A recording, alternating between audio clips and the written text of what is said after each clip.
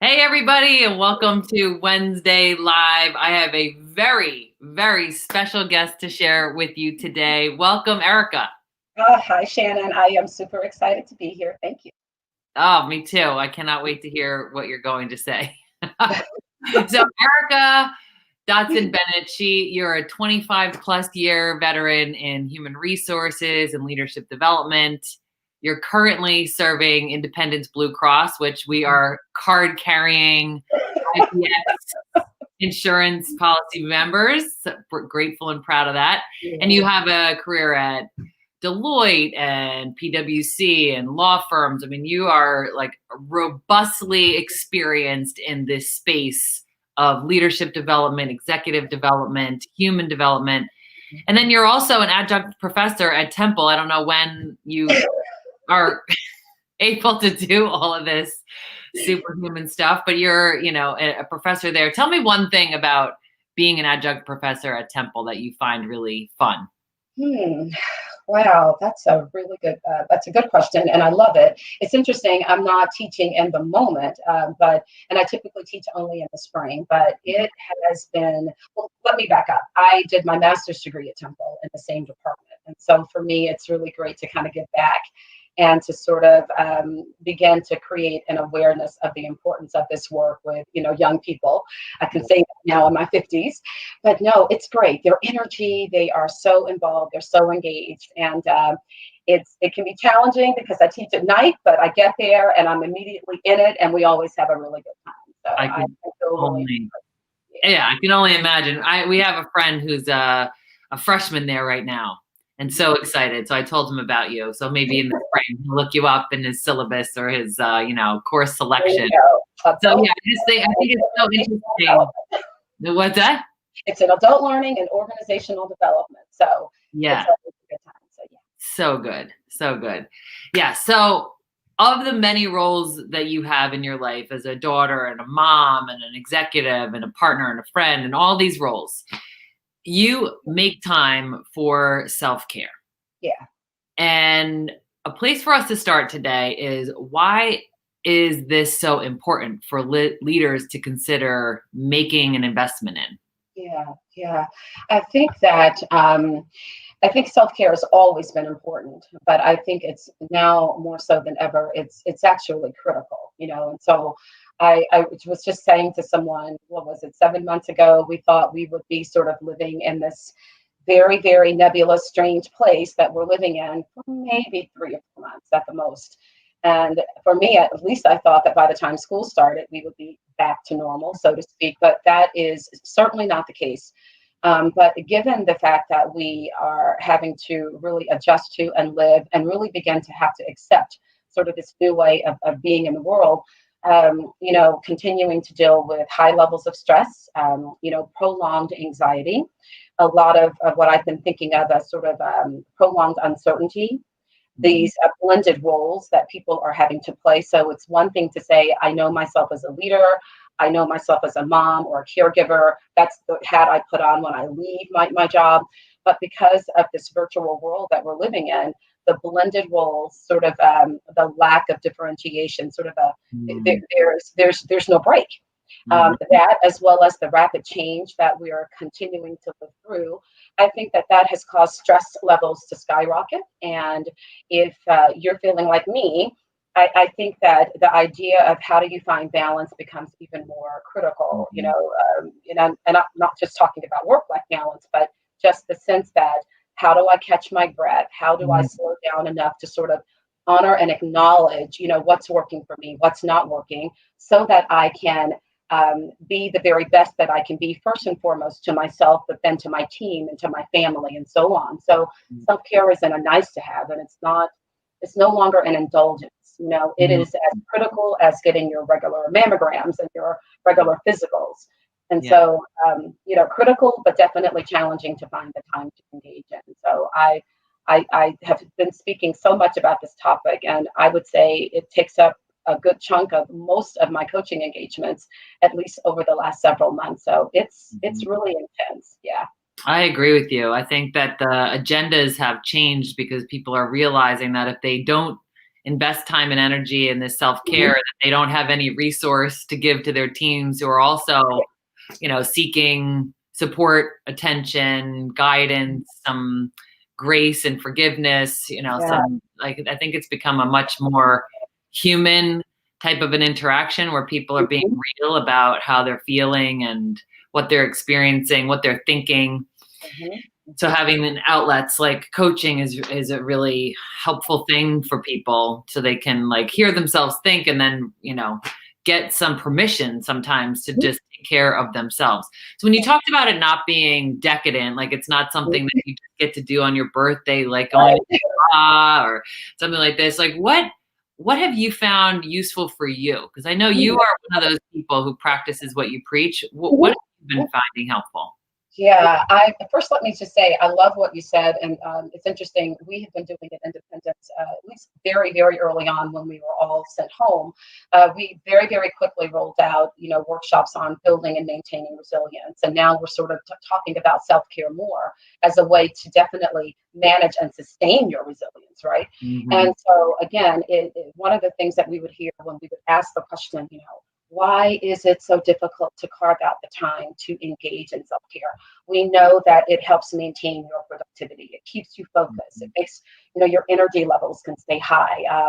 You can really work hard to navigate stress and burnout.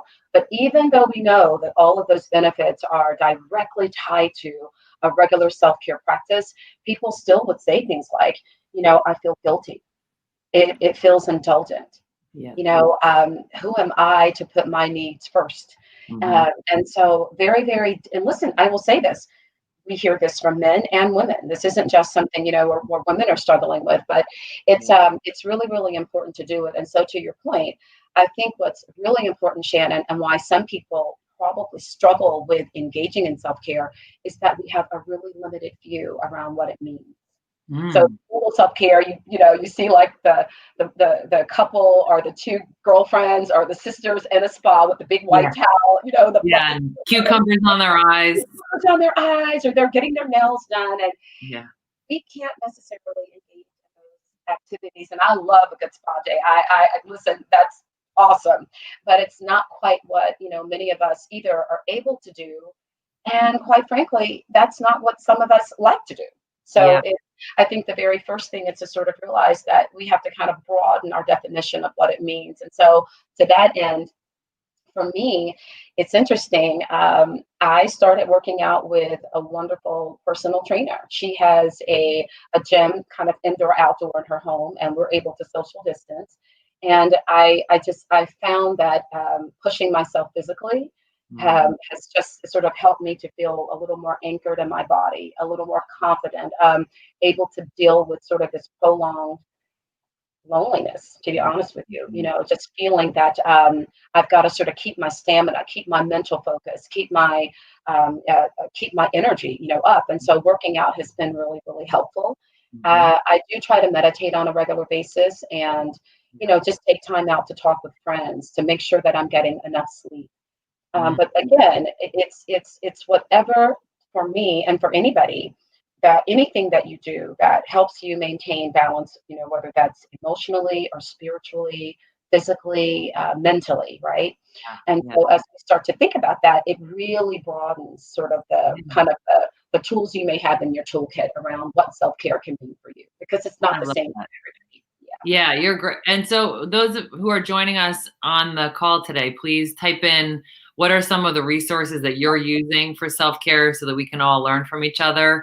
Erica, you just gave us a couple of good ones. So for the physical trainer that you found and the way in which you have felt grounded by investing in that area of your life, is there a set routine that you recommend? So for me, I see her 3 to 4 mornings a week, and if I don't get the workout in very early, so I always meet her between 6 and 6:30, and I just find that it just energizes me. It gets me started on my day. I feel like if I can navigate the difficult things she puts me through, that there is pretty much nothing I cannot do. But Shannon, I want to be really, really clear though, because for some people, running 5 miles a day or getting on their bike or doing Peloton or something physical is their way for self-care. But for others, it could be a prayer. It could be a regular gratitude practice. It could be um, deciding that you want to volunteer, whatever it is. It's Mhm. anything that you do that allows you to say, I am refueling, I am re energizing, I am focusing on myself in a way where I am starting to navigate, understand, some of the stress and anxiety that I may be feeling, get back to balance as soon as I can, so that I'm now able to pour into others. And so, Mhm. whatever that is, there is no judgment, right? I, Yeah. I I don't ever want anyone to feel that if they don't want to do anything physical, that they aren't committed to self-care. That's like saying if you don't do yoga, you're not into self-care, or doing Right. facials, you're not into self-care. And Sure. that's super important for men, because a lot of men might not feel that self-care is something that men do. But the truth is, if we really start to broaden it and start to see it as more of a state of mind and a way of being in the world, you probably will find that you can engage, and that there are more avenues of self-care for you. Yeah. Mhm. I love what you're saying. And I think it's music to my ears in that I think there used to be so much focus when you're talking about leadership development on strategic thinking and Mhm. bottom line benefits and some of those more fundamental business acumen type of ways in which people can grow. And those are also important. And I think there has to be space for this in order for people to have that creative juice and that willingness to drive the business with energy, because I think energy is it's performance relevant. It's like our bodies are performance relevant. So for us to ignore the engine of Yes. the vehicle that drives literally our lives, Mhm. it's really an oversight. So I think for us to now be much more clear, because I think we're universally experiencing what it feels like to have an energy deficit, Mhm. Mhm. you know? And I think with that deficit comes a lot of other feelings. So, for instance, and I'll be very transparent, I think that if you know yourself to be a leader, you know yourself to be an expert, you know yourself to be the go to person, you realize that in addition to your regular commitments and, goals and objectives that you're responsible for, you also are at the same time navigating your own personal fears around everything that's going on, right? And then you are expected to juggle and maintain and hold, your team accountable. And then also still trying to pay attention to their experiences, their feelings. How Yeah. are they navigating working from home? We know that, lots of folks have small children at home. We're wondering about productivity levels, so on and so forth. Mhm. So all of this, we have no way to really compartmentalize any of it. So I don't know that I've ever known, or I think this is a unique time, because in addition to what you said, this typical BAU that leaders are concerned about, we are also dealing with people and feelings and emotions and everything that comes up with maintaining connectivity and Mhm. collaborating properly, and having difficult performance related conversations while within sort of the realm of a lot of fear and uncertainty. So Mhm. is it a wonder that, I think I just read that the APA, the American Psychological Association, says that requests for therapy, instances of depression and stress and burnout and anxiety are rising and continue to rise. Sure. So it's not just, we aren't walking a linear path. We are really, I think, as leaders, having to navigate a lot of complexity. And so Mhm. much of it is around how are we also holding space for people we work for while navigating our own internal fears and anxiety. And Yeah. so it's a really, really tricky time. It isn't easy. It's not Yeah. impossible with support, but it's not easy. Mhm. Yeah, and I Yeah. think part of it is just acknowledging that Oh, this yeah. is a thing, like this is happening for each one of us in our own way. Yeah. Some people are managing like the weight and the gravity of COVID-19 in their own families. Some are just navigating the fear of what it could be like if, any one of us contracted the disease. And, then like you said about the raising our families and maintaining our households while maintaining our careers. It's just a lot to juggle. So I think that empathy and understanding that we're not alone and that we're, experiencing similar challenges in different ways, but there's a universality to what's going on. So Nani typed in here that she looks at scripture verses in nature, and she does like a walk or a run. I know Nani really well, and she posts those pictures. So it's nice because you get the benefit of some of the places that she's exploring in the morning by seeing her photos, and it's encouraging. And so I think for us to even think about the different components of energy is also important, because like some of the things that we talked about are physical energy habits, like working out or getting sleep. I love that you brought that up. Yes. There's a really good TED talk called Sleep is a Superpower. Yes. Yes. Version of that. Sleep is a superpower. Really good. And then there's the eating right and getting hydration and all those physical bits. Then we've got our emotional energy, like we've been talking about a bit around, the feelings. How are we feeling? What are the emotions we're experiencing? And that whole range from joy to anxiety, right? We've got range. Then we've got the mental energy, and that's something that I've been really focused on the last couple of days, and I'll explain why in a minute. But the mental energy is something for us to be cognizant of at this time. And then there's the spiritual energy, like that ability to be connected to our purpose and like, why are we here? And those bigger questions. But that the mental energy I've been struggling with, because we have a COVID scare in our family right now. My son is home from college, and he found out that his roommate tested positive. So that created a whole round of fear and, uncertainty and all of this kind of stuff. And then I kept thinking, like, how is this affecting all of these people worldwide right now? Just that on the mental alone, right? Yep. So, just what are some thoughts you have about that? Yeah, absolutely. So it's interesting. Several months ago, know this person, Esther Perel. She is probably, she's an amazing therapist. And she happens to be European. Her parents are Holocaust survivors. And I remember reading this really interesting blog post that she wrote, and I'd never ever heard of this phrase before, or this term, and this isn't new to lots of people in the world, but probably very new to lots of Americans or people in the West who are living through their first pandemic of this nature. But they are called pandemic-related emotions. Pandemic-related emotions, never heard of it. But they are things like anticipatory grief, where you are always sort of in this steady state of anxiety, where you're kind of waiting on the shoe to drop, right? You know that it could happen. You don't know when, you don't know how, but there's this steady current of fear. And, just that constant anxiety, prolonged uncertainty, which I mentioned before. So again, it's one thing to say we're kind of in this zone, but I know that in 3 months it'll be over. So those kinds of feelings. And so the weight of that, like carrying kind of that mental and that emotional labor in a very prolonged way, can absolutely take its toll. So I'm not surprised that you shared that, because I do think that even if people don't talk about it, even if you don't consciously recognize that stress perhaps in yourself, I think there isn't a person today that isn't impacted by these really difficult feelings. And if you aren't, you probably have children who are, you have extended family who are, you have team members who are.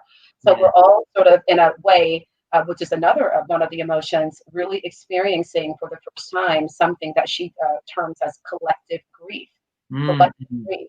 And every time I turn on the television, I'm almost nervous to see what will pop up, given everything, the pandemic, and social unrest. It's just a prolonged sadness and grief, and trying to navigate it every day, trying to take care of your teams, your family, so on and so forth, can really be taxing, which is all the reason why, I'm not saying go out and go get a massage. I'm saying find a way to carve out 15 minutes to take a walk, to engage in some sort of a prayer or meditation practice, talk to people that make you laugh. You know what I mean? Make sure that you're taking your vitamins, that you're eating well, that you are trying to get some physical activity in your life. Those things are really critical. They're super key. I agree with that completely. And just to come full circle on what I shared, is we did get one round of tests back yesterday, and they were negative. Awesome. Yeah. And, I'm glad we had the experience, because it allowed me to be more empathic to like how that feels, and just that understanding of like, there are just certain things that we can't control. And I think it's important to own and acknowledge that. And then the things that we can control, like our self-care, which is why I was excited to talk with you today. One, you're consistently somebody who brings me positive energy. So thank you, Erica, for always being that. But also that you have a mindset and a practice that are about things that we can do something about, which puts the onus back on us to say, okay, so of all these things that are out of our control, and we have collective grief about that, what are some of the things that I can do to keep myself sane and healthy and a resource for other people too? Absolutely. I think that if I were to summarize self-care, I would probably say that's very close to what it means. You probably know, and if you've read The 7 Habits of Highly Effective People, one of the sort of concepts that we use a lot in our resilience workshops is this idea of sphere of control, or sometimes we call it sphere of influence. And so I say to people that at any given time, you are very likely telling yourself a story that either contributes to a sense of balance for you, or you are focusing on or thinking about or telling yourself a story that completely throws you out of whack, right? And it doesn't mean that the thing around you isn't real. Of course, there's a pandemic, right? It's there. But what I try to do, and what it sounds like you try to do, and what I encourage people to do, is to ask yourself, within the scope of everything that's happening, where and how should I focus my attention and, my energy, such that I am engaging either in a story or a way of moving in the world that brings me peace and balance. So, for instance, you can continue to choose to social distance. You can continue to still wear masks, even when you are in your neighborhood and not necessarily in a retail establishment. Those are things that I can control. I can't control the course of this disease, but I can control how I choose to protect myself and my family. And so at any given time, what are you thinking about? So what are you focused on? And then from there, I think it's real important to pay attention to your self-talk. It may sound kind of hokey pokey to some people, but it's true, Shannon. Like, if you're engaging in a story or a way of making sense of this thing or anything that's either building your confidence, not to say that you are ignoring it or trying to pretend that it's not a big deal. I'll give you an example. And we shared this at the beginning, right before we went on. My mom had, last week, she had a knee replacement surgery. She has a couple of other conditions. She's 71. And just this morning, after a really tough night, we decided to take her to the hospital because she's struggling with some of the impacts of that. And, did that cause me to feel some anxiety? Absolutely. But what I am so grateful for, A, is that I'm here, and B, that she has a great team of doctors. She has medical care. She can get the help she needs. She's going to feel better before the end of the day. And so again, this isn't about, pretending that my mom isn't suffering or that I am, quite frankly, somewhat worried about it. But I'm also able to, in the same way, say, but I'm also grateful for this. And I choose to focus on what's going well. And the minute that negative thought comes in, or that painful thought, or that thought that makes me feel anxious or stressed, I can acknowledge that. That I'm feeling concerned about my mom. I am worried about my mother. However, I am so grateful, fill in the blank. And so sometimes it's a bit of a balancing act to keep yourself like this, because if you're focusing on everything that's going wrong, your wobble feels like this, right? It just feels really out of whack. Yes. So, What a great resource for any one of us to keep in our back pocket. I use gratitude too as a stabilizer, because it just forces me to think of something else, for one. It also forces me to remember that there is always something to be grateful for. And, the quote that gratitude turns what you have into enough. Yes. Also a helpful thing to remember. I have resource, like I have resources, like in your case, doctors, and you're there with her, and, she's got, a lot going for her in terms of her health. So, like you can kind of compartmentalize that a little bit and understand it, but also to acknowledge that that's how I feel. I'm feeling worried, and there's reason for that. Yeah. I have to say that isn't always easy to do, and that takes practice. And again, it's not to negate the fact that there is a real serious issue going on. I've talked to leaders about this very technique. So I will say to them, if you are engaging in some problem or issue or situation with your team, if you're go-to, we call them thinking traps actually. So if your go-to way of assessing the situation or making sense of the thing or how you're analyzing it, if it's something that is sort of not putting you in a problem-solving mode, if you aren't kind of in that zone where you are being curious about the situation or the problem, if you aren't seeing it as an opportunity to help your team grow, but if you're kind of in the, oh God, been there, done that, this is horrible, we'll never get it done, that just kind of keeps your feeling. I have a wonderful colleague, Kanisha Parrish, who calls it your sense of agency. Yes.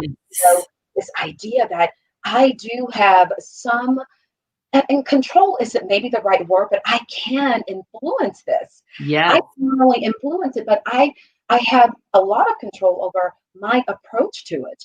If I'm conscious that I'm starting to sort of magnify this issue or fall into the thinking trap of all or nothing or black or white thinking, if I feel that in myself, let me just pull back and open up and just be curious. And so those are things that we can do that we have control over. We aren't saying that the situation isn't real, but what is also real is that at any given moment, how I choose to approach it, think about myself in relationship to it, how I'm looking at it, all of that. Yeah, all of that just kind of, it gives you different energy and it gives you more confidence around how you're going to navigate it. So I think unless we are in a place where we are able to think in that way, able to get ourselves back from that place of maybe frustration or fear and anxiety and as quickly as we can get back to balance, then I'm going to have a hard time engaging in the right empathy or EQ or really strong relationship building as I'm trying to navigate difficult situations with my team. So again, that's, I think, when self-care becomes so critical. If I can't recognize what stresses me out, then I can't even get myself back to balance so that I can be more open and curious in my interactions with people. So. Yeah. And you were talking about like the storytelling and the meaning making, like something happens and we're creating a story about it. And that story is what kind of takes us away in the wind. And so to say, okay, I'm the author of that story. Exactly. This is my brain. This is my experience. Yes. And if I can slow down enough and get that stress, it's so funny. I always ask people, and I call them gremlins just because it's my personal pet name for them. But that stress can show up in a lot of different ways, right? So for some people, if you wake up at 2 a.m. like me, and you can't get back to sleep, I immediately will say, what is on my mind? What is this thing? Because sleep could be, or lack of sleep could be a stress trigger. Some of us, we may find that we are not eating properly. We are withdrawing from those that we love and care about. We are finding that we aren't focused or productive, that we are really engaging in a lot of negative self-talk. So whatever those gremlins are triggers that lets you know that you are starting to feel stress, that's like a really, really good opportunity to pull back and say, okay, I need to slow down. I need to figure out what's causing this.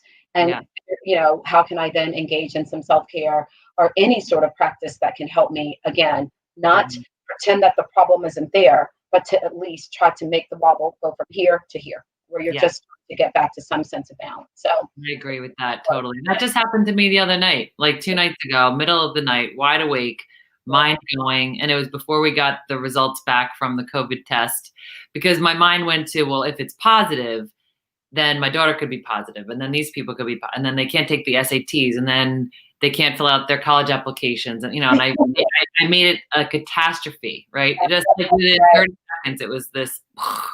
And then I thought, okay, but the possibility exists that it's negative. And even if it's positive, like, let's just go down that road, but without so much drama. And let's just look at like, what are other alternatives to taking the SATs on Wednesday today? And, and once you like look at it from a rational mind, it's manageable, right? It's something you can do something with. But when it's so big, it just became so big because of the way I was looking at it. And I think that ownership is really important. It's so key. I think that it's real important, again, to understand what are your kind of go-to thinking traps or ways that you tend to process stress and anxiety, right? It's interesting. There's a great podcast through Harvard Business School. It's called The Anxious Achiever. And I'm always stunned by it because it's a podcast for leaders, because the anxiety disorder, panic disorder, believe it or not, is it's not an uncommon thing. And there are lots of leaders who actually struggle with anxiety disorder. I am very transparent. I share this all the time in some of my classes, about the importance of navigating stress as a person who struggles with anxiety disorder. My son Solomon, who is 17, was diagnosed with generalized anxiety disorder when he was 4. And so I have worked for a long time in my own personal life, as well as helping my son navigate anxiety. And so when I talk about self-care, or I talk about the importance of making sure that I'm telling myself the right story, right? Not a made up story, but a version of the story that brings me back to balance. I feel really intimately connected and very strongly about that, because it has been and continues to be a very significant part of my lived experience, right? Yes. So it's just interesting. You have to kind of know yourself. I know my triggers. I also know how stress and anxiety shows up in my body. So I know when I feel it. I know how I show up when I'm in that zone, and then I can quickly recognize it and then get the support and the help that I need. So, no judgment about any of it. And Shannon, I think that for people who've never felt stress or anxiety in any significant way, may very well be feeling a lot of this, just given the times we're living in. And I just strongly encourage them to reach out and get the support and help you need, because there is no judgment, no shame. It's literally impossible not to feel it or to feel some of the impact. So, Exactly. Thank you for sharing that with us. Because I think the more transparent we can be about how we're experiencing things and what we're going through, the more we can give people permission to ask themselves those same questions, or to be, transparent and honest, because that's how we're going to grow and learn from each other. It's like, I've identified that I have this. Here are some of the tools that work for me. If they work for you, try them. If not, there's a whole host of things that people can do. You named a bunch of them already today. And when we started our conversation, you were talking about working so much. You were talking about, like, because we're working from home, there really isn't that like clear cut routine that we used to have, like catching the train or the bus or whatever. And, these are the hours that we're in meetings and what have you. Let's talk about boundaries and overload, or the grind culture that we're in. I want to hear more about what you have experienced, and like what you are coaching yourself and others to do to help reduce the grind. Well, let me start by saying, and Shannon, you know this as a coach and you work with leaders, I think at any given time in a leader's life, they are, thinking about how they're getting results. And I know you've had this question 1,000 times. People say, well, how do you define leadership? There's 1,000 leadership books, there's 1,000 leadership models, and so on and so forth.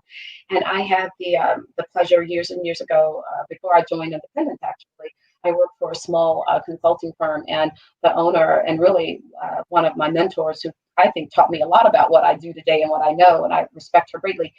She defined leadership as getting results for people. Very simple, and it's not rocket science, but that's really what it's about. Getting results through people. Getting results through people. And when we think about that very simple definition, it really speaks to 3 key things that leaders do. Of course, they have to be focused on the results, so they have to have pretty strong achievement drive, right? So a focus on results, they have a desire and a need to set goals and to achieve those goals, and that's important. So your achievement orientation. And then you also have what we call your impact or your influence drive. Sometimes we call that your power motive, right? So you've got to want to actually do the thing. You've got to want to be a leader, okay? And you've got to have the confidence to sort of set the strategy, push people, hold folks accountable, and to really believe in the rightness of where you are as a leader. And that's really important too. And that third piece is about the people. So it's, I've got to focus on the results. I've got to want to get the results, but I also have to take care of relationships, so on and so forth. And so what happens, though, I think for lots of folks as they start out and they're progressing through their leadership career, they are rightfully so focused on the results orientation, right? But as you sort of move into more senior roles, as you move into more complex leadership roles, the idea of how you're navigating relationships becomes really important. And so again, there's a lot on your plate. You're saying yes to everything. And if you're not careful, you end up maybe not delegating as much. maybe still holding on to some of the things that you could possibly give to your team. And what ends up happening is we start to see things like overcommitment syndrome. And if we're not real careful, leaders, because they do want to make an impact, they do want to be viewed as the go-to person, which is important, and you certainly want that. You want to have that influence. Too much of it, saying yes to everything, not saying yes to maybe the right things, saying no to some things and kind of putting them off your plate as appropriate. If you can't navigate that and really say no, overcommitment, burnout, those things happen. And then before you know it, the stress, it becomes something that can almost feel unmanageable. So yes, you've got to get the results, but you've got to do that in a very balanced way. And it becomes even more critical as you ascend, the leadership pipeline. So it's critical. Yeah. That's important for us to hear, that the, no is a complete sentence by itself. And that though, especially now with everyone at home. And so I think what I started to see early on was, if I am home and there is no one physically around to sort of see me working at my desk or in my office, how am I ensuring, that I'm still adding value, I'm still doing the work, I'm getting it done. I think people have calmed down a bit. I read somewhere that the number that work hours were just increasing tremendously. People are putting in 12 and 13-hour days while still trying to take care of small children. From a lot of anxiety and fear around their roles and around being able to maintain jobs, stability. But that's not sustainable, and probably for many led to some burnout and a lot of unnecessary stress early on. But I think people are getting better with that balance though right now. Yeah, I think so too. I think it's gone from that like really messy, how do I use Zoom and Teams and whatnot, like that technology learning curve that was so steep for all of us in March. And then that, how do I lead this way? And what do I need? And then the saying yes to everything because we want to be helpful and we want to, fulfill those 3 buckets that you just described. And now I think we're hopefully coming into a place of clarity about like what needs to get done. How can I still be of service? How can I maintain some self-care? And maybe a helpful thing for us to consider is, what are we doing really well already? What's working? And then where are we feeling the pain? Like, are we at our desks for literally 10 hours straight and not using the restroom or getting something to eat? Okay. So that's something to change, So maybe look at the thing that's a weaker part of our game, so to speak. And how do we make some adjustments so that we can make sure we've got enough to give? I think that what you're saying is critical. And I love it because what I hear you saying, which I think we all have to make time to do, is we have to consciously engage in self-care or consciously look at what we're saying yes to and make decisions about, focusing on the right things or the fewest key things that'll make the biggest impact, right? So if you're trying to say yes to everyone, if you're feeling that your idea of being a successful leader is really about being able to do it all at some point, without, and it sneaks up on you, I think, you get into this space where you start to feel perhaps resentful. You start to feel that maybe people aren't pulling their weight. You start to just maybe even engage in some passive aggressive behavior. You're not even aware of it, right? Because you're carrying so much, and yet sometimes you're just piling it on when the truth is, being able to say no and to set those boundaries. It's interesting. There's a leader that I work with, and I've been doing some work with them prior to going home around some team building and some other things. And love her to death, love her team, fantastic group within our company. And she reached out to me about doing a follow-up to that. And I've struggled with this. I've struggled with the idea of setting boundaries and knowing when to say no and pulling back. But I referred her to someone else on our team that I know is doing a lot of work around team building, and she is so much better than I will ever be at it. And so you're just humble. I love that you caught yourself. It sounds. I did. I said, but it's just true story, Shannon. I started to type up, yes, I'm happy to help. but I had to really slow down. I actually heard my boss, Peter Jones, I heard in the back of my head, like, no, slow down. But I had to consciously. Yeah, it's like, Yeah. no, no. You can't say yes to everything, even though I wanted to. I recognize that there are other projects and things that I'm working on, and I just needed to say no. But even in that instance, even for someone like me, and I preach this to people all the time, it's Right. still hard to really put the boundaries in place and to know when you need to say no and not feel that you're going to be personally disappointing people, but to sort of just sit with that. And she wrote me the loveliest note and said, "Thank you so much for the referral." I said I would absolutely do it if I could, and I ended up breathing a sigh of relief. But we have to ask ourselves what gets in the way of us having the boundaries. Why is it hard for us to say no? Why do we push ourselves in that way? What do we think will happen if we say no? The world won't come to an end. Sure. Shannon, I will tell you that for me, I know this about myself. I'm a people pleaser. I know it. And again, this is just being transparent. Part of me wanting to feel valuable, feeling that I make a difference is something that I know in my career has made me say yes to maybe too much at one time, which, to be honest with you, can dilute your impact and certainly won't allow you to give in the way that you want to give. But when you're saying yes to everything, you can't be all things to all people. And so you end up sabotaging and not quite giving of yourself in the way that you really want to by not saying no. So boundaries are really critical. Yeah.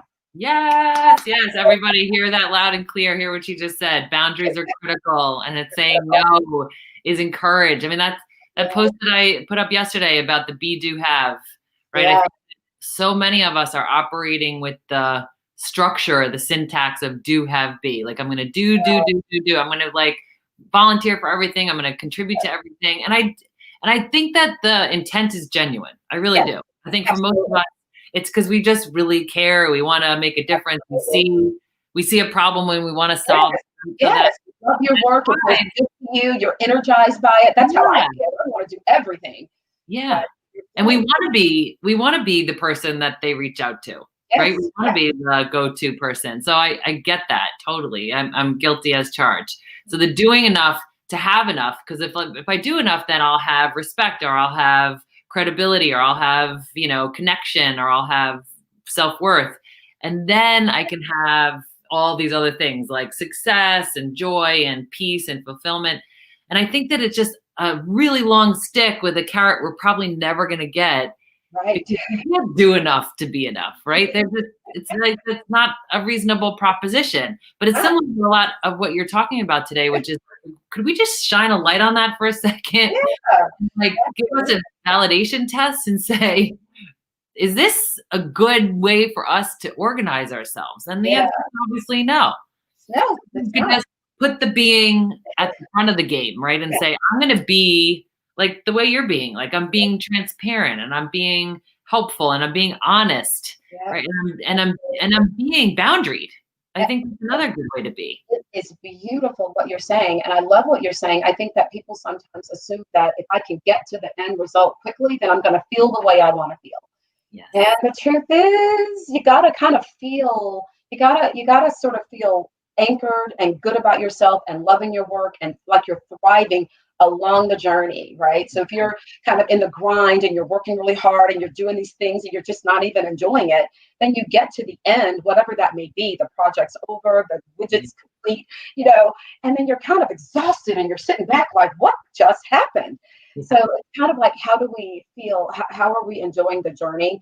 How are you sort of experiencing your creativity, your curiosity, enjoying working with your teams, problem solving, all of those things, which actually, I think those, they contribute to you sort of feeling like you're living your values as you're working, as you are knowing yourself as a professional, knowing yourself as a leader. And it's not to say that you don't have tough days, but I say for, to a lot of people, and I believe this for myself, even on my hardest days, I want to feel like I am thriving. I want to feel that I am adding value, that I'm working smart, that I'm touching lives. But also, Shannon, I want to feel good in my soul. I want to feel that Erica is physically feeling good, that emotionally I'm feeling good, that I can get back to a place where I can limit and lower my anxiety, even if I'm in the thick of something really difficult. At the end of the day, have I enjoyed the experience of not just working, but contributing to my son's well-being, being a good, solid team player, making sure that I'm in a position to give really good advice and guidance. And if Yeah. I am not enjoying that process and feeling good, then gosh, how is that landing on people around me? Yeah. So it's to your point. You want to walk into your day anchored in who you are, feeling settled within yourself, right? And then from that place, you want to pour into others. You want to pour in from a place of of feeling fulfilled first, as opposed to thinking, when I get that promotion or I get this or I do that, as if the end result is going to immediately allow me to then feel this way. Start Yeah. where you want to be. Like, start where you want to be. That's so profound, Erica, and I hope people listen to this again so they can hear that again. Because and what I'm thinking as you're saying that is like, yes, it's so true, and it requires some curiosity about yourself, Yes. introspection, and one of the benefits of not having to commute to work and travel to the airport and all the things that we used to occupy ourselves with is to give yourself some time just to hear yourself think. And like, what do I stand for? And what are my core values? And what does matter to me? And when do I feel like I'm really in my spirit or in my soul? So that you know how to get yourself back there. Because I think that clarification of like, what is your formula? Because I think all of us have our own formula. And you're sharing some of your ingredients with us, and we can go, ooh, that I'm going to add that ingredient to my formula and see how that fits. But like ultimately, each one of us has to decide, like, when are we truly in our roots, in our spirit, and like, this is me at my best. So how can I, figure out how to tweak the formula when I'm feeling overwhelmed or anxious or like, resentful or whatever I'm feeling. Yeah, I think that you make a really good point. And when I listen to you, I think that the thing that I probably share the most with leaders, and Shannon, in addition to being, an executive coach, and I love my work and I do a lot of that, I'm also a life coach. And people ask me all the time, what's the difference? And there really isn't that much of a difference, because at the end of the day, what we're all trying to do, to your point on the question, is we are trying to really gain a better understanding of who we are, but also what's motivating us. And so, again, if we don't take the time to really engage in some practice, so for some of us, that might be getting a coach. I am a person who sees my therapist on a regular basis. Sometimes I go months, sometimes I go days, sometimes I go a year and not see her. But whenever I do need that extra support, I will reach out to, my therapist. I reach out to my own personal coach so that I am able to stay in touch with what matters to me. Right. When I find myself feeling off kilter, off balance, a lot of anxiety, a lot of uncertainty, whatever those feelings are, and I feel it like everybody else, I am very, very very quickly will pick up the phone and get the support that I need. You've seen the many of the iceberg models, and I use this visual a lot with almost all the work I do. But there's that the iceberg you see, but then there's that big mass of ice beneath the surface that if we can't find a way on our own to work through some self-discovery, gaining that insight, not about what we do, but why we do it, then we should really reach out to get some help and some support so that we are able to show up more as we desire to show up. And then we can sort of stop and recognize the gremlins that may get in the way of us making the impact that we intend, right? So again, I think taking out or carving out the time to slow down and really get honest, with who we are, what's working, what's not, and whatever form of action. Again, therapy, coaching, working and talking with close family and friends. I think insight building or gaining that awareness about who you are and why you show up the way you do in the world is probably the greatest gift you can give to yourself. And that's regardless of whether you're a leader or not. But that insight is key. You got to kind of know, you've got to know what is sort of pushing you up. You've got to kind of get a sense and feel for how you show up. And so Yes. it's pretty powerful. Yeah, like you said earlier about like, you know what stress feels like in your body, you know what your triggers are. You know, your clarity of that is because you're doing the work that you just described to us. Like you are using your resources, you're having those uncomfortable conversations, you're shining a light in the places that are dark, and you're like, what is that all about? And you know, you're really doing the work, and that's why you're such a great example of, when you do the work, you can have the benefits of, you know, knowing yourself more fully, knowing how to get yourself out of those challenging spots, how to turn down the volume of the voice of the gremlins. Like, I don't know that we can ever eradicate them, although that would be awesome. That would be great. Yeah, but at the very least, let's shrink them, you Yes. know, so that they're not running the show. They're just like, they're in the cheap seats in the back. Absolutely. And listen, I will tell you this now, your gremlins, while, you know, they aren't always pleasant to kind of, you know, oh, there you are, you know, they're not always that pleasant, but they are great teachers, right? Yeah. So you get something so beautiful, you never get rid of them, but they often can just be reminders perhaps about something you might need to continue to work on, or something that's triggering you. Maybe there's an awareness that you need to sort of sit with, perhaps something you're being triggered in some way, and you are actually recognizing and responding to something that perhaps, you know, in someone on your team or someone in your family. And so if you can slow down and say, is this about me? Or is this something that I'm noticing or being triggered by that's actually about them? And then how am I now going to open up and be curious about what's in front of me? But so again, Shannon, I'm a person, I don't believe in no, and I don't think that I think everything that happens is for us.